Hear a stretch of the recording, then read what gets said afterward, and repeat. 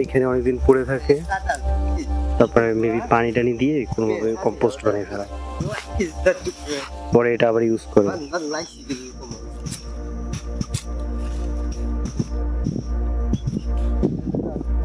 প্রচুর এখানে দেখেন আরো কতগুলো কম্পোস্ট করতেছে। আর এই হইতেছে গ্রিন হাউস। আর এই গ্রিন হাউসের এগুলো হইতেছে মেশিন। আপনার ওই যে দেখতেছেন এই যে এটা হতেছে গ্রিন হাউসের ভিতরে তাপমাত্রা কন্ট্রোল করা যায় ওটা দিয়ে। আর এখন বর্তমানে ভিতরে কোনো এক্সপেরিমেন্ট চলতেছে না, যার কারণে যে কেউ আসতে পারে, কিন্তু নর্মালি তেমন কেউ আসতে পারে না। এটার ভিতরে অনেক কিছু করা থাকে, আর এইখানে যা যা কেমিক্যাল থাকা দরকার আর কি ওগুলো আছে। উপর দিয়ে এগুলো দিয়ে পানি দেয় মাঝে মাঝে, যদি তারা দিতে চায় আর কি, যেটাই দিতে চাইবে সেখানে পানি পড়বে। গরমকালে এটা নাকি অনেক বেশি গরম থাকে। এইটা কি এই জায়গায়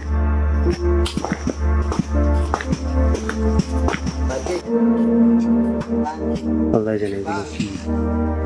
এগুলো দিয়ে দেখেন ওই উপরের দিকের বাতাস দেখা যাচ্ছে, শর্টকাট খাই কিনা আল্লাহ জানে, কারণ ধরার দরকার নেই। স্টিলের প্লাস্টিকের মনে হইতেছে, থাক ধর্মরা। এইখানে একটা বড় ফ্যান আছে, যেই ফ্যানটা ভিতর দিয়ে বেশি গরম হইলে গরমগুলো বের করে দেয় আর কি।